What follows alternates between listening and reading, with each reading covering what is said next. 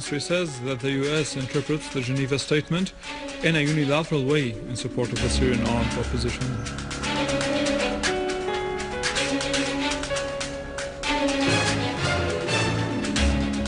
Syrian Arab Army units continue to advance in Babhoud neighborhood in Homs as a 40-meter-long tunnel used by terrorists is discovered in Al-Khandaq Street.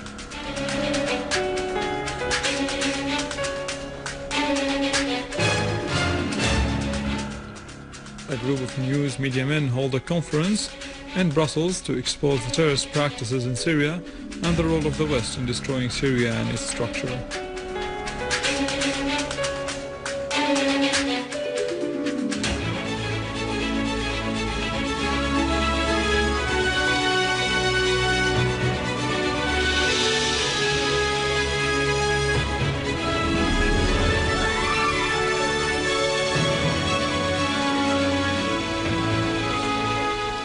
Good afternoon, this is news in English from the Syrian Television in Damascus.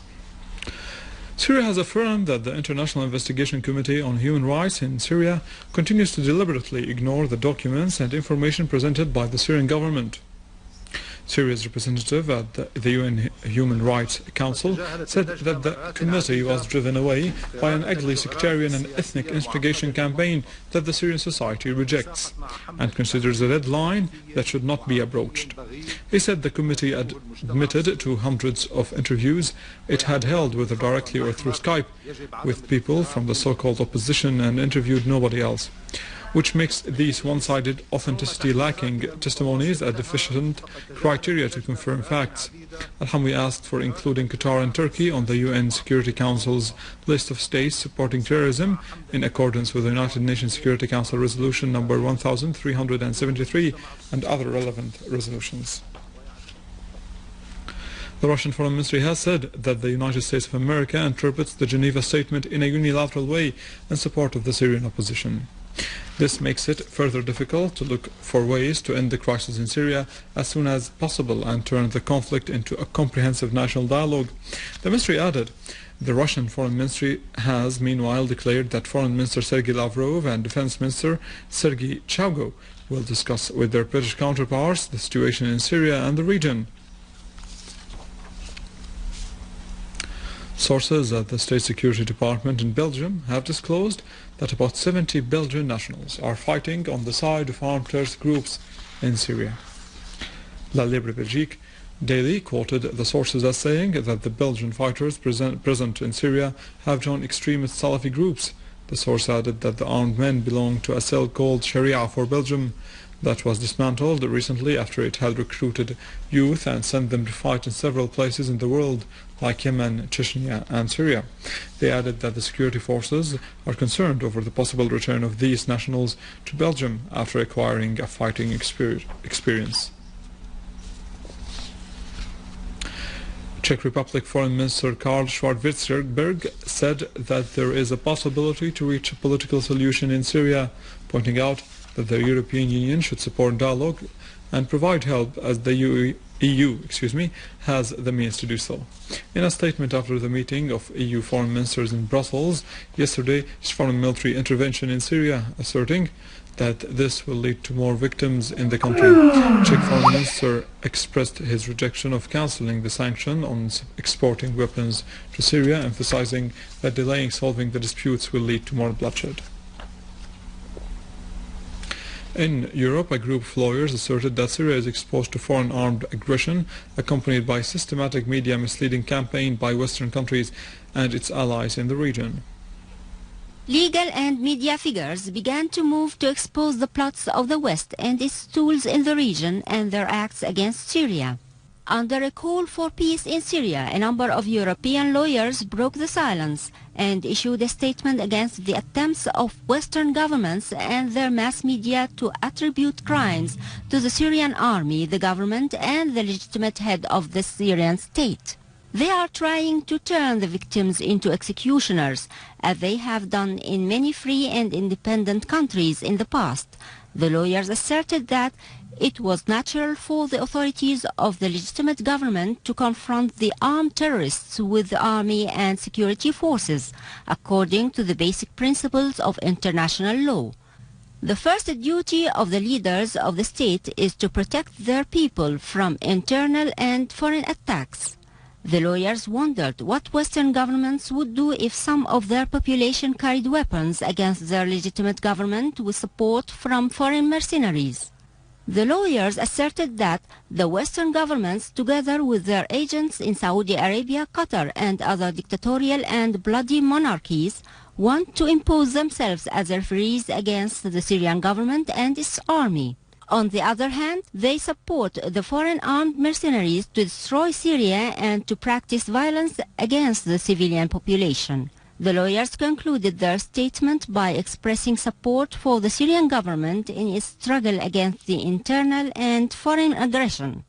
The lawyers condemned all kinds of support for foreign mercenaries. They pledged to exert all possible efforts to help the Syrian government against this large-scale aggression, which is similar to the plots against Iraq, Afghanistan, and Libya in the recent past. The lawyers also pledged to expose the plots of Western imperialism.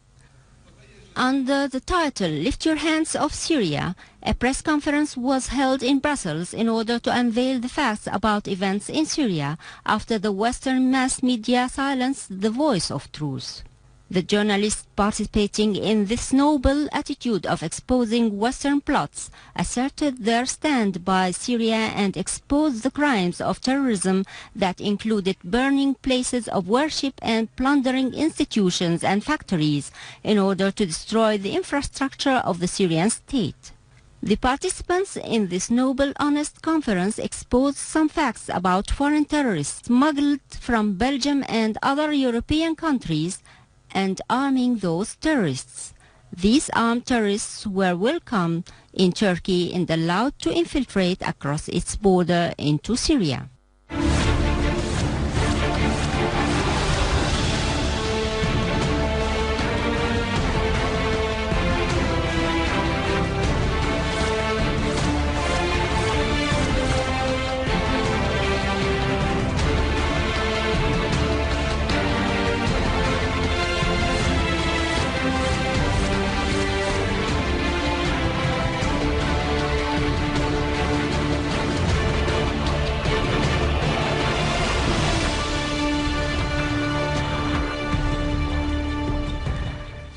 An armed terrorist group has targeted with mortar shells Bab Sharqi neighborhood, killing 2 citizens and wounding 28 others.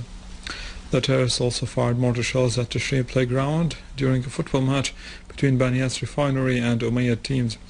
Several players and executives, as well as the reserve referee, were injured.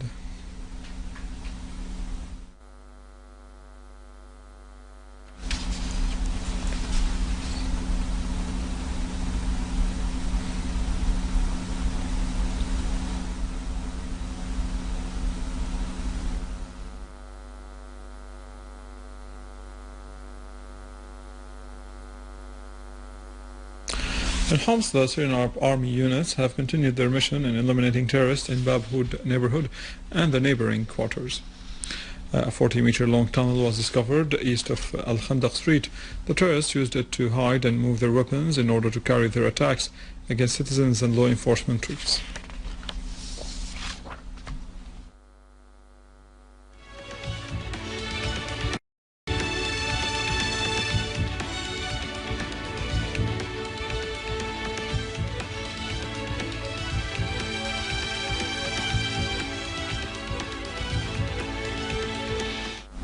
Within the framework of their meetings with the various political parties and cultural and social figures, with a view of making preparations for the National Dialogue Conference on implementing the political program for solving the crisis in Syria, the Ministerial Committee in charge of following the implementation of the political program to solve the crisis, headed by Prime Minister Dr. Wael Halaqi, yesterday met members of the Executive Bureau of the Arab Writers Federation, headed by Federation's President Hussein Jum'a, in the presence of Executive Bureau of the Syrian Publishers Federation. Al-Halaqi underlined the important role of intellectuals and creative figures in spreading culture and enhancing Arab nationalist thought and confronting the misleading media invasion in order to create generations that are capable of facing the challenges that threaten the Arab nation and its future.